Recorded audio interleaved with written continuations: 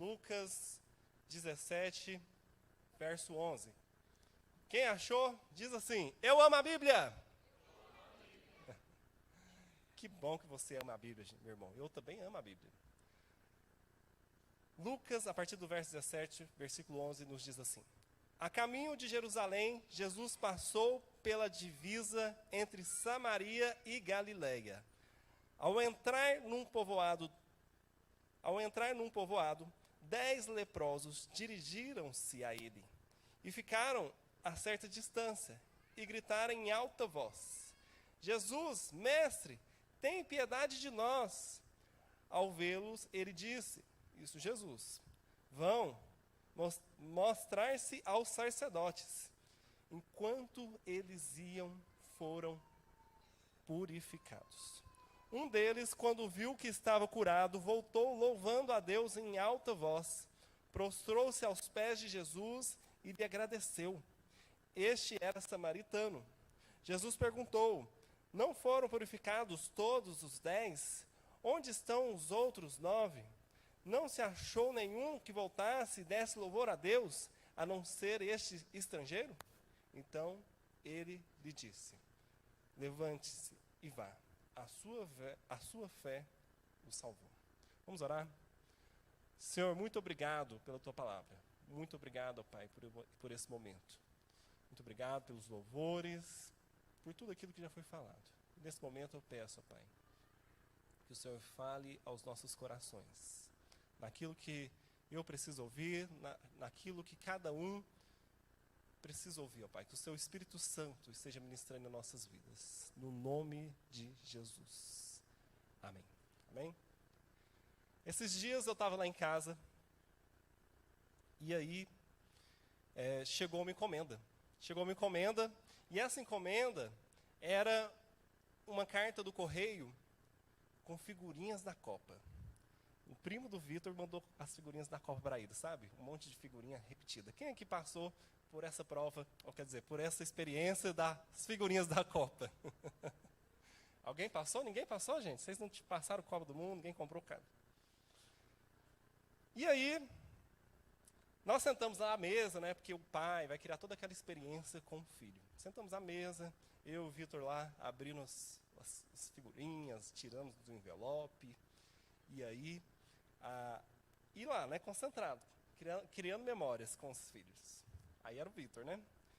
Aí, de repente, né, aquele envelope do correio ficou lá no sofá. A Heloísa pegou aquele envelope do correio e trouxe até a mesa, onde nós já estávamos. E aí ela tinha um plástico bolha enrolado no envelope. Aí ela falou assim: pai, tira o plástico bolha aqui para mim. Aí ela estava lá estourando aquele plástico bolha. Enquanto nós estávamos rolando as figurinhas da Copa, ela começou a estourar aquele plástico bolha e falou assim: pai, muito obrigado. Aí eu falei: pelo quê, minha filha? Por esse plástico bolha. Aí na hora eu olhei assim: meu Deus do céu, ela está feliz com o plástico bolha. E eu nem dei o plástico bolha, eu nem pensei o que ela estava fazendo. E aí foi onde Deus ministrou no meu coração o seguinte: esse é o coração que eu desejo de você, meu filho. Um coração e um espírito grato. De alguém que esteja disposto a agradecer. Nas mínimas coisas. Até no plástico bolha. Não é forte isso, gente? E aí, né, eu prestei atenção: nossa, muito legal esse plástico bolha, minha filha. Muito legal essas figurinhas da Copa. Aí tem que fazer aquele papel do pai, dividir as atenções. Só que antes, gente, Deus já tinha mostrado para mim. Eu participei de um curso recentemente. Nesse curso tinha vários exercícios. Um desses exercícios, que entre eles, era o seguinte, né? Você tinha que pegar uma folha, vinha uma lista para você, e aí falava assim: liste 50 motivos de gratidão. Aí eu fiquei assim: gente, listar 50 motivos de gratidão? É facinho. Aí eu comecei a listar. Aí cheguei assim né, obrigado pela vida, obrigado pela família, obrigado pelo dia, obrigado pela saúde. Aí eu falei assim: peraí. Aí eu comecei a repetir: obrigado pelo filho, obrigado pela esposa, obrigado pela filha. Gente, eu cheguei ali dentro dos 15, 20. eu, Moisés, falei assim, gente, esse meu coração é ingrato. Porque quando eu olho para 50 motivos, não é os 50 motivos que não existiam. Era eu que não conseguia listar os 50 motivos, porque eu não reconhecia os 50 motivos de gratidão. E é claro, gente, que existem muito mais. Por que eu estou contando isso para vocês? Porque Deus primeiro me fez esse exercício, depois me colocou nessa experiência com os filhos. E os filhos, eles sempre revelam grandes coisas na gente. É só você ficar atento, você vai ver que quantas mensagens poderosas chegam na sua vida, através da vida dos seus filhos. E aí, quando eu leio esse texto, nós pensamos o poder da gratidão. Como eu falei, Deus ministrou no meu coração que era esse espírito de gratidão que Ele queria ver na minha vida e na vida dos seus filhos, na vida da sua igreja, um espírito de gratidão. Porque nós, seres humanos, nós somos ingratos por natureza. Nós, seres humanos, nós somos ingratos desde o Éden. Você quer ver um exemplo? Desde o Éden, Adão e Eva tinham milhares de frutos que eles poderiam comer. Só que, no entanto, só tinha um que não poderia comer. E esse um que ele não poderia comer é o que ele quis comer. E aí eu pergunto para você, será que faltavam opções? Não faltavam opções. De repente eu não tinha nem experimentado todos. Só que eu queria aquele um, justamente aquele que era proibido. Então, desde esse momento, o ser humano ele já vem se manifestando, nós vemos manifestando a ingratidão, que é o oposto da gratidão. Olha só o que significa a palavra gratidão. A palavra gratidão significa reconhecimento por um benefício recebido, agradecimento, dar provas de gratidão. Ou seja, quando alguém me faz algo, por mínimo que seja, eu demonstro, eu expresso, eu falo e eu agradeço. Isso a alguém, isso também a Deus. E o oposto, que é ingratidão, olha só a definição, é a qualidade de quem não reconhece o bem que lhe foi oferecido, nem a ajuda que lhe foi concedida. Alguém que foi ajudado, alguém que recebeu algo, mas eu não reconheço. E eu não expresso. Quando isso acontece, eu sou um ingrato. Aí os irmãos estão entendendo. Moisés, mas nós somos ingratos mesmo, desde o jardim. Eu falo obrigado para todo mundo. Mas deixa eu te falar uma coisa. Nem sempre só dizer obrigado para todo mundo quer dizer que você é grato. Às vezes, quer dizer que você é muito educado. Seu pai e sua mãe te educaram muito bem. Ó, meu filho, se você ganhar uma coisa, se alguém fazer isso, você fala obrigado, obrigado, obrigado. Aí, de repente, a palavra obrigado fica tão fácil, né? Que você nem fala mais obrigado, você fala obrigado. Não é assim? O mineiro, então, ele não fala mais obrigado, ele fala obrigado. Não é assim? Quem está entendendo aqui o que eu estou falando? E aí a gente tem que começar a refletir sobre isso. Qual é o seu estado atual hoje?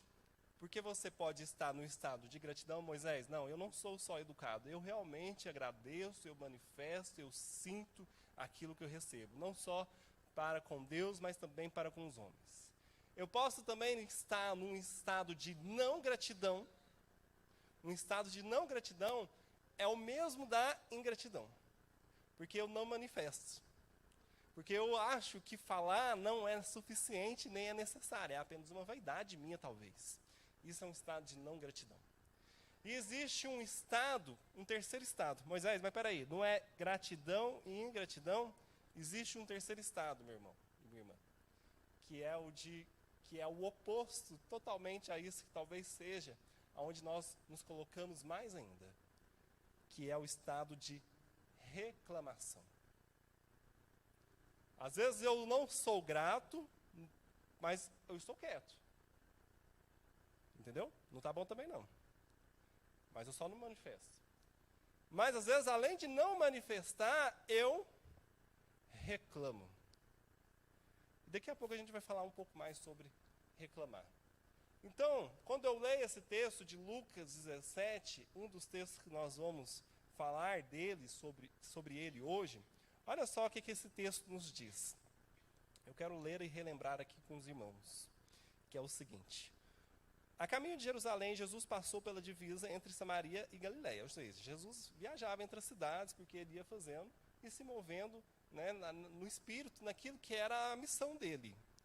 Ao entrar num povoado, 10 leprosos, a lepra era uma doença de pele. E a doença, né, que era uma doença naquela época, na época de Jesus, que não tinha cura. E toda vez que alguém era diagnosticado com lepra, ele tinha que ser colocado para fora da cidade, porque era contagiosa. E aí era muito interessante, é muito interessante que um leproso, ele atrai outro leproso. Ele nunca fica sozinho. Um leproso, olha, repara, por que era 10? Por que não era só um leproso? Por que não era só 2? Porque um leproso, ele atrai um outro leproso. E quando eles viram Jesus, eles já sabiam da fama, ó, Jesus pode curar, Jesus já faz milagre, ressuscita morto, o que ele pode fazer aqui por nós? Por isso que eles falaram o quê? De longe. Jesus, porque eles nem conseguiam chegar, não podia. Tem misericórdia de nós, nos cure. E é muito interessante quando a gente olha o texto aqui, que Jesus não dá uma palavra de cura para eles. Olha qual que é a palavra de Jesus. Ao vê-los, ele disse, vão mostrar-se aos sacerdotes. Só isso. Então, aqueles leprosos, para serem curados, eles queriam a cura. Talvez, de repente, quando eles receberam aquilo, nem fazia sentido na cabeça deles. Mas só que ainda assim, o texto diz que eles foram. E enquanto eles iam, eles foram curados. Eu fico imaginando que esses leprosos, enquanto iam, aquele grupo de 10 leprosos, ninguém queria chegar perto, eles começaram a olhar para o outro, e aí saiu uma casca. Começaram a olhar para o outro, mas parece que você está ficando limpo. Mas peraí, mas nem chegou no sacerdote. E aí um olhava para o outro, e olhava para o outro. Nós somos curados, Jesus nos curou. Ou, de repente, fala assim, nós nos curamos. Só que um desses voltou para trás e falou assim, Jesus me curou. Os outros do texto nem diz, se chegaram lá no sacerdote, se foram embora para sua casa. E esse, ele fez questão, que foi aquele que realmente reconheceu que Jesus realmente ministrou aquele milagre na vida dele. E isso foi um milagre e uma cura. E ele quis o quê? Manifestar a sua gratidão. De repente ele poderia ter falado assim, não, eu vou para casa, e lá de casa eu oro para Deus, eu oro para Jesus. E aí, tá tudo certo, eu agradeci. Só que não, ele voltou toda aquela jornada que ele já tinha caminhado, e ele disse, olha só, um deles, quando viu que estava curado, voltou louvando a Deus em alta voz, prostrou-se aos pés de Jesus e lhe agradeceu. O que ele fez, gente? Ele agradeceu. E olha só que diferença. Ele era o estrangeiro do grupo. Ele era o que não era judeu. Ele era o que não era crente. Porque se há uma expressão nesse texto, se há essa ênfase, é porque certamente boa parte daquele grupo, se não todos, não vou dizer que todos, mas uma boa parte daquele grupo, eram judeus, leprosos. Só que justamente o samaritano foi aquele que voltou e fez questão de louvar a Deus e lhe agradecer. E às vezes assim, mas por que ele ganhou a mais com isso? O texto nos diz que no final, olha só o que Jesus questionou ele. Não eram 10 com você, apenas voltou um, onde estão todos os outros? Isso é algo muito interessante, olha só a taxa. Era 10, voltou um. A gente, quando começa a olhar para esses textos, né, vou mostrar um outro texto para vocês, vocês vão ver que existe um negócio aqui. 10% do grupo vai ser grato. Os outros 90% não vão manifestar nada. Talvez vão agradecer de casa. E às vezes esses outros 9 viveram o quê? Mais seus 30, 20, 40 anos. Mas só que esse que voltou e agradeceu e honrou, esses 10%, ele recebeu muito mais. Sabe por que ele recebeu muito mais? Porque ele está vivo, não só 10, 20, 30 anos. Ele está vivo até hoje. Ele ganhou vida eterna. O texto nos diz isso aqui, ó, no versículo 19. Então lhes disse: levante-se e vá, a sua fé o salvou. Esses 10% ele ganhou muito mais, porque ele teve um coração grato. Quem está entendendo o que eu estou falando aqui? Um coração grato te faz ganhar mais. Quem tem um coração agradecido, ganha mais. Por quê? Porque ele desfruta. Ele desfruta daquilo que ele está vivendo. Ele desfruta daquilo que Deus colocou na vida dele. Um coração grato, gente, nós temos que entender o seguinte, que a gratidão é uma chave. E quando nós falamos desse negócio de chave, o que quer dizer? Existem portas nas nossas vidas que de repente nós pensamos assim, as portas não são abertas. Por quê, Moisés? Porque você não agradeceu ainda por aquilo que você tem hoje nas suas mãos. Então, quando eu falo para você assim, a gratidão é uma chave, é porque ela é capaz de abrir aquilo que está impedido aí na sua vida hoje. E às vezes nós achamos que o mundo ideal é aquilo que o outro vive, e não o que eu estou vivendo, e não o que eu tenho agora. Então, olha só a importância, gente. A gratidão é uma chave. Será que nós temos tomado posse dessa chave em nossas mãos? Ou será que nós temos escolhido ficar esperando um dia de sorte, um dia que Deus vai agir de uma forma que eu nem sei como, que eu nem sei expressar ainda? Ou eu vou assumir que existe uma chave do reino dos céus que está em minhas mãos, onde eu começo a ser grato, primeiramente a Deus, depois as pessoas que estão ao seu redor. Então eu tenho que entender isso, que quando eu não estou agradecendo, ou eu estou em estado de não gratidão, ou eu estou no estado de reclamação. E a reclamação, gente, é algo muito forte. Porque quando a gente olha para a Bíblia, a gente vê que Que história que vocês lembram quando vocês olham para a Bíblia e lembram assim, de pessoas que reclamaram?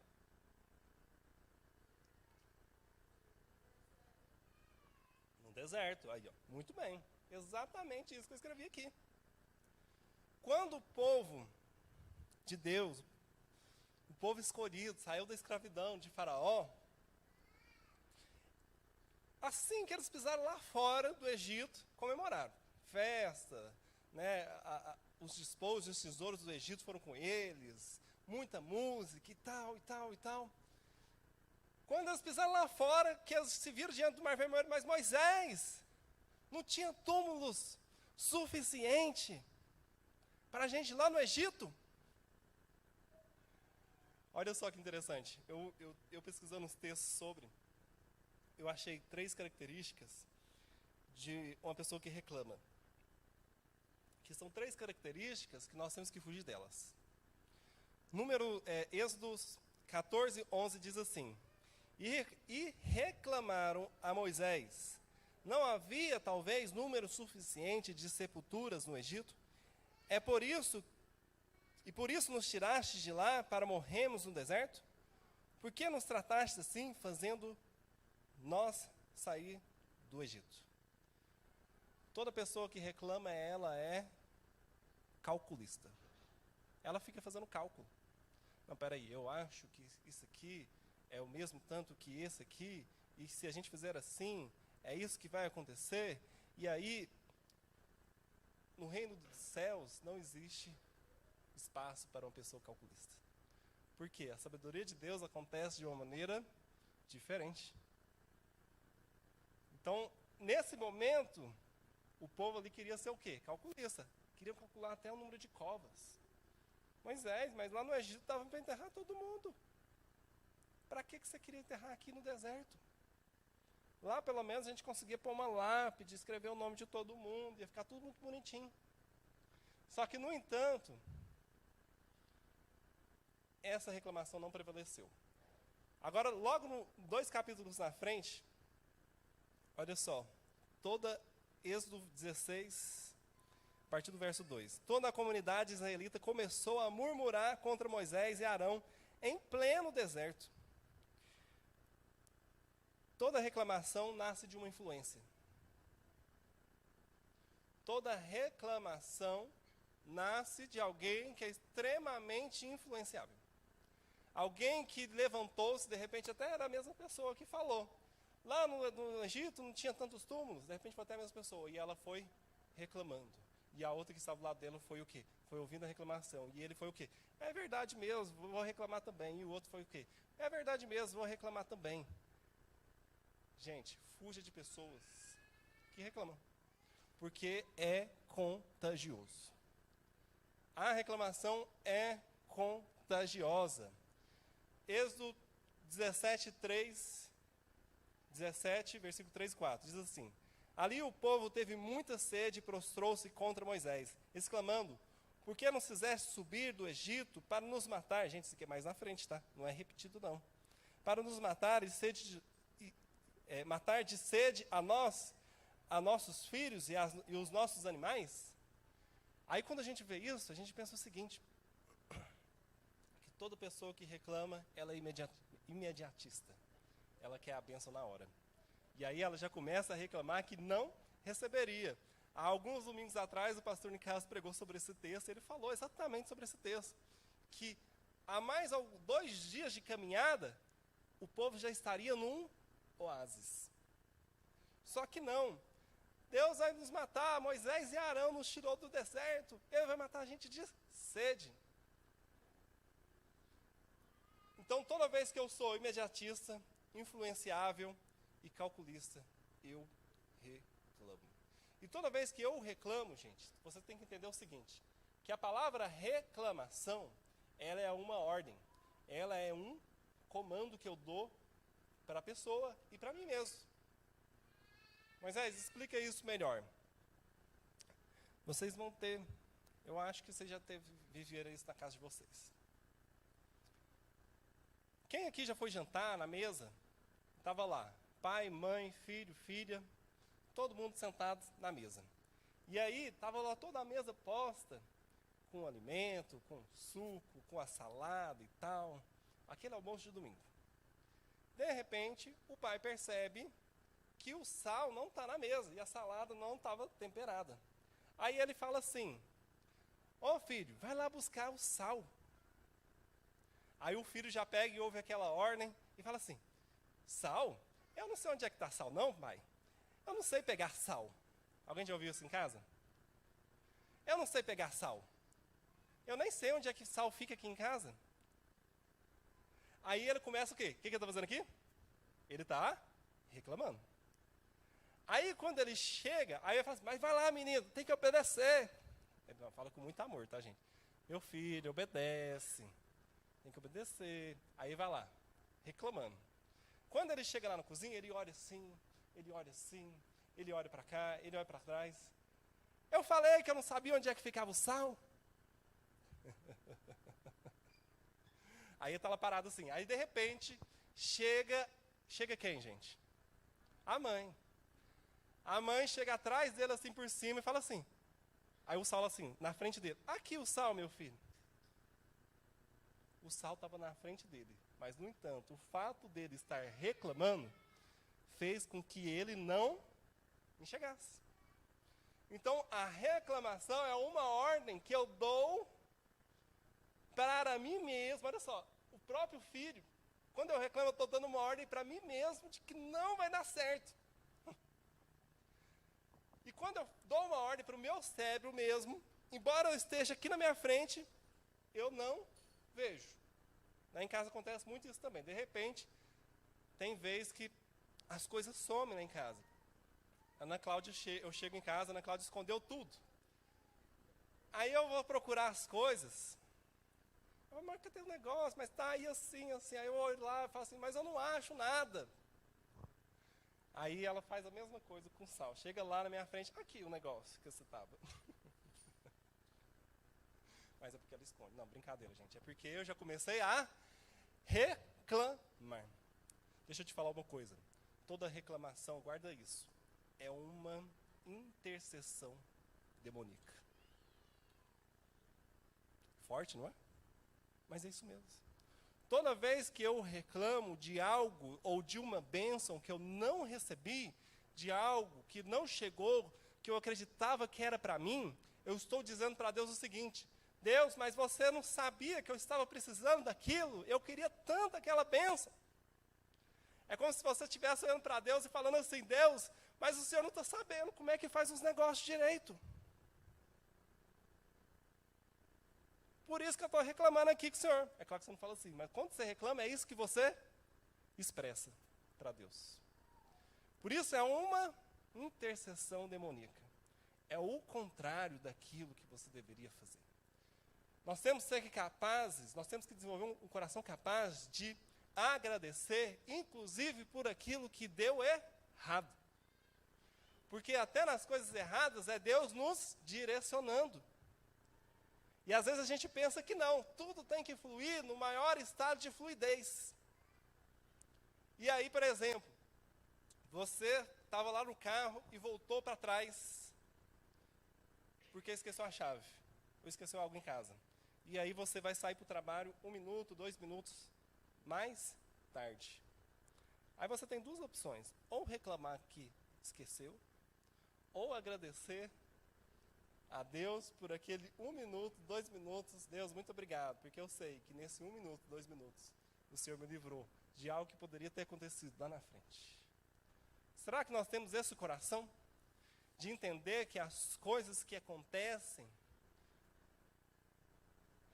é para o nosso bem?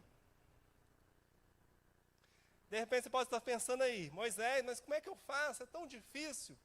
As coisas acontecem e eu não vejo. Na hora que eu vi, eu já reclamei, eu já falei. E é assim, porque aqui é muito bom. Você tem que se mover nessa direção. O primeiro estado que a gente precisa é reconhecer. Reconheça, se for o seu caso. Qual estado você está?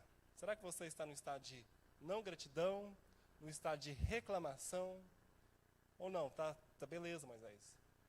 Eu sou grato. E eu agradeço.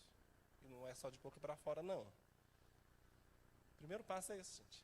É reconhecer aquilo. Como que eu estou hoje? Como que você está hoje? Já parou para refletir nisso? Que aí quando você começa a olhar para a sua vida, quando eu começo a olhar para a minha vida, será que muitas coisas que aconteceram foi porque eu reclamei? Será que eu não fui promovido no emprego porque eu tenho reclamado desse emprego? Será que a casa que ainda não veio porque eu tenho reclamado dessa casa que eu moro? Será que a promoção não veio? A bênção financeira não veio porque eu tenho só reclamado do estado atual que eu estou? Toda vez que eu reclamo, se a gratidão é uma chave para abrir a porta, a reclamação é um cadeado para trancar a porta. Cada vez que eu reclamo é como se eu colocasse mais um cadeado, mais um cadeado, mais um cadeado, mais um cadeado. E aí a gente fica o quê? Literalmente travados. É por isso que eu falei assim, né? Eu meditando, essa pregação seja transformado pela gratidão. A transformação na nossa vida vai vir pela gratidão, meu irmão.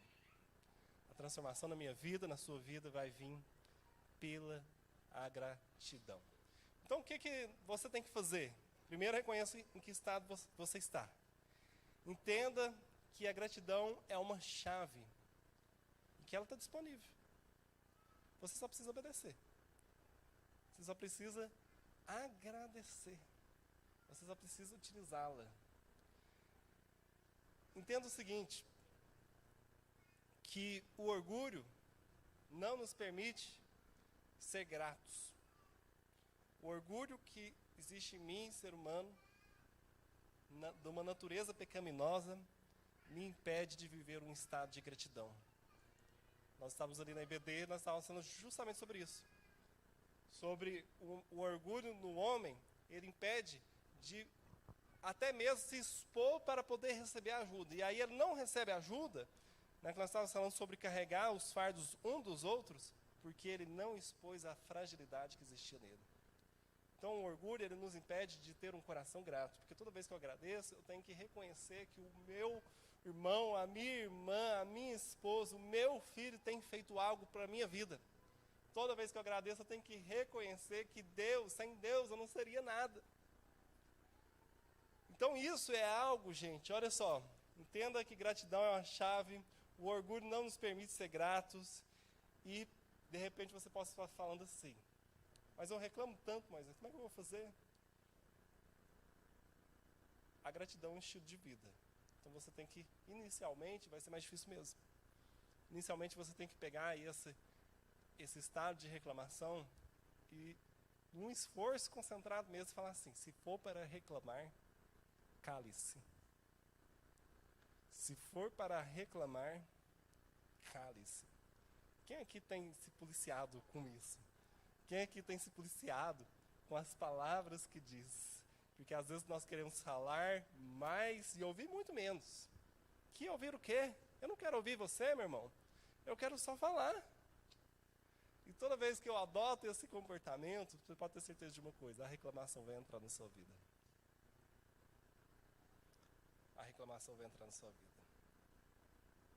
Se você recebeu ou não recebeu, agradeça. Agradeça a Deus, agradeça as pessoas. Porque isso é reconhecer que Deus tem te direcionado naquilo que Ele quer, no caminho que Ele tem para você. E às vezes o que falta mesmo para que as coisas fluam mesmo na sua vida é agradecer. O que falta mesmo para que as coisas fluam na sua vida é agradecer. E por último, o que você precisa fazer? Ande perto de quem está de olho na promessa. Em Números 13, a partir do verso 26, nos diz assim: Eles estão retornando a Moisés e Arão, e a toda a comunidade de Israel em Cádiz, no deserto de Parã, onde prestaram relatório a eles e a toda a comunidade de Israel, e lhes mostraram os frutos da terra. E deram o seguinte relatório a Moisés: Entramos na terra a qual você nos enviou, onde há leite e mel com fartura. Aqui estão alguns frutos delas, mas o povo que lá vive é poderoso, e as cidades são fortificadas e muito grandes. Também vimos descendentes de Enac. Os amalequitas vivem no Negueb. Os hititas e os jebuseus e os amorreus vivem na região montanhosa. Os cananeus vivem perto do mar e junto ao Jordão. Então Caleb fez o povo calar-se perante Moisés e disse: Subamos e tomemos posse da terra, é certo que venceremos. Gente, olha só isso aqui. Vou contextualizar vocês. Deus revelou para Moisés, falou para Moisés o seguinte: levanta um representante de cada tribo, 12 tribos, 12 representantes, e manda eles lá na terra prometida, para vocês verem como é que é, se o negócio é isso mesmo, se a promessa é essa mesmo, como é que as pessoas são. E aí, retornaram. Quando retornaram, o relatório, não, realmente, lá tem leite e mel, com fartura. O cacho de uva, gente, fico pensando, era muito interessante, quem queria comer aquela uva, hein? O cacho de uva, ele era tão grande, tinha que ser carregado com 2 pessoas, cada um pegava um pau assim, atravessava o cacho e colocava no ombro. Quem queria comer essa uva? Interessante, né? Só que o povo, a cidade é muito grande. O povo é tudo armado. Eles têm exército. Os muros, então, vai dar pra gente não. Colocaram 1001 defeitos. O que eles fizeram? Reclamaram. De repente, Caleb, que andava com quem? Caleb que andava com Josué. Josué que andava com Moisés. Esses eram aqueles que andavam perto da promessa, daquele que vivia e cria na promessa. Vocês acham que Moisés tinha dúvida da promessa? Então, eles criam. E eles podiam ver tudo ruim. Só que, no entanto, eles falavam assim, olha o que Caleb falou. Na hora que ele viu que todo mundo estava reclamando, calem-se todos. Olha só o que Caleb falou. Então Caleb fez o povo calar-se perante Moisés e disse: Subamos e tomemos posse da terra, é certo que venceremos. Olha só o que Caleb falou, gente. Ele já tinha uma confiança, ele não falou assim, talvez nós venceremos. Ele falou, é certo que venceremos. Gente, você está vendo essa dificuldade aí, mas não, Deus é com a gente, Deus é conosco. Eu creio nas promessas, as promessas são reais. Isso é para mim, isso é para a gente. Não é isso aqui que vocês estão vendo, não. Então, quer desenvolver um coração grato? Ande perto das pessoas que estão focadas na promessa. Ande perto das pessoas que creem que Deus, que estão vendo que Deus tem muito mais. Ele tem muito mais aqui nessa terra e além dessa terra, e muito mais ainda além dessa terra. Ande perto desses, porque se você andar perto daqueles que estão reclamando, você vai se tornar um reclamador também. É mais forte que você. Não adianta você pensar que não, porque é mais forte do que você. E sabe qual foi a consequência desse povo aqui, por ter reclamado e por ter se queixado? Quando eles fizeram isso, eles foram condenados a ficar mais 40 anos no deserto. Numa peregrinação que não era para ter durado tanto. Porque eles reclamaram. Quem está entendendo essa questão de reclamação? Porque às vezes, antes de pensar assim, eu quero ser grato, eu tenho que tirar a reclamação da minha vida, gente. Não adianta nada eu falar para você, seja grato, mas você continua reclamando. Para encerrar, eu quero abrir um último texto com vocês, que às vezes você vai falar assim, mas como que Jesus pode nos ajudar a falando sobre isso, sobre os leprosos? Eu não sou leproso, está tudo certo na minha vida, eu não tenho esse grupo de leprosos. Olha só o que o texto diz para a gente lá em Marcos 6, 35 e 44. E se você puder abrir, seria muito bom para você acompanhar aí.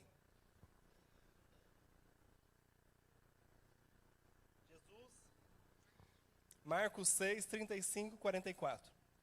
Jesus, ele vai nos demonstrar, mais uma vez, de uma maneira muito poderosa, e que talvez a gente ainda não prestou muita atenção nessa passagem aqui. Talvez a gente viu outras características, mas não essa característica. Jesus vai demonstrar sobre o poder da gratidão. Marcos 6, 35. A partir do verso 35. Me acompanha aí. Já era tarde, e por isso os seus discípulos aproximaram-se dele e disseram, este é um lugar deserto, e já é tarde. Manda embora o povo, para que possa ir aos campos e povoados vizinhos, comprar algo para comer. Imagina o culto, gente. Já durou tempo demais.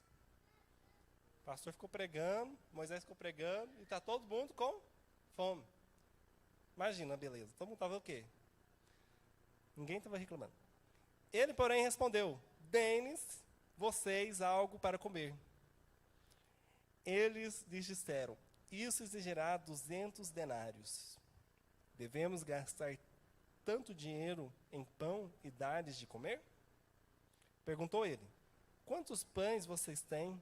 Verifiquem. Quando ficaram sabendo, disseram, mestre, nós temos 5 pães e 2 peixes. Então Jesus ordenou que fizesse todo o povo assentar-se em grupos na grama verde. Assim, eles se assentaram em grupos de 100 e de 50.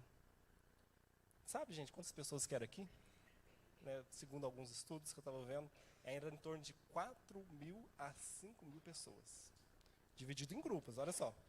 Tomando 5 pães, versículo 41. Tomando os 5 pães e os 2 peixes, e olhando para o céu, Jesus reclamou, Deus, mas por que só 5 pães?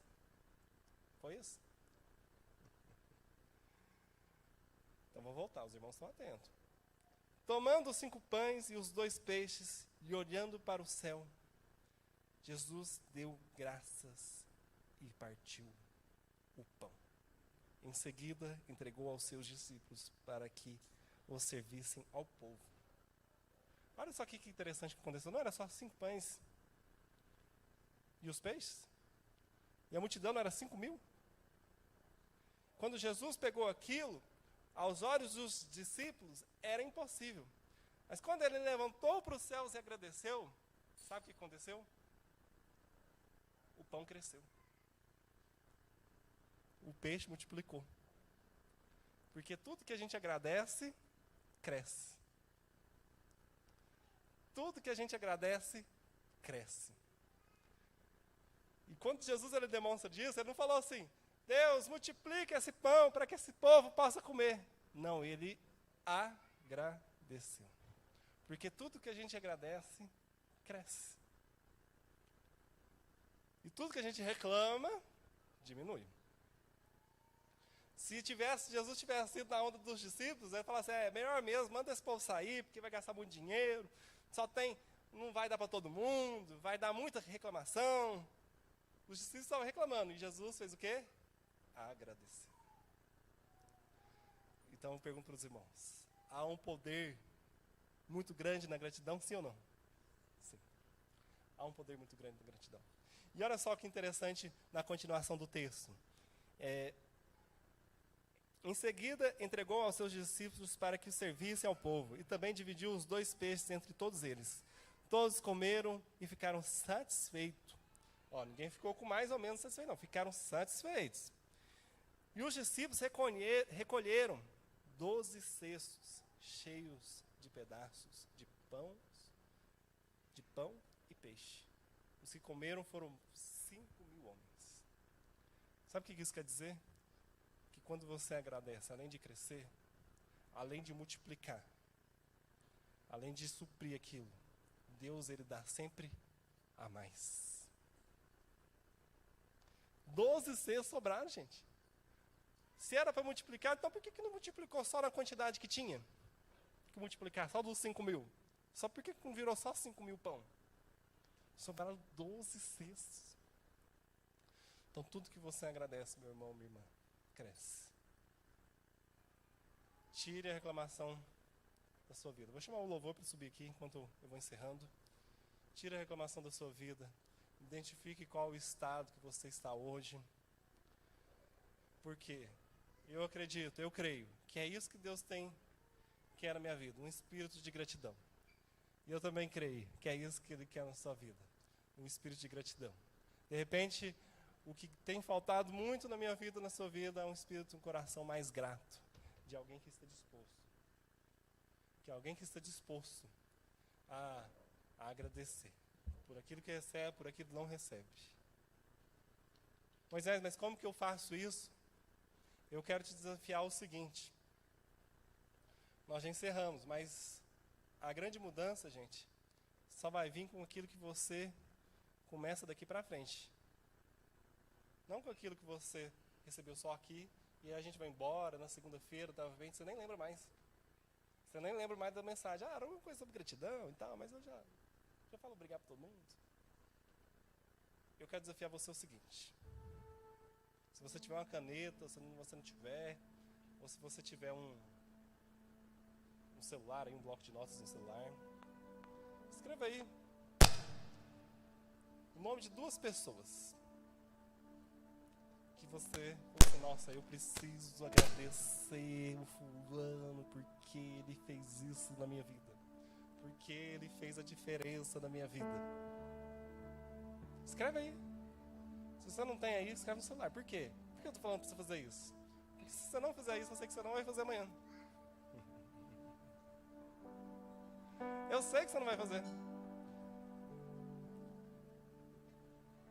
Porque assim, a palavra veio até nós. Quantas palavras nós ouvimos aí no ano 2022?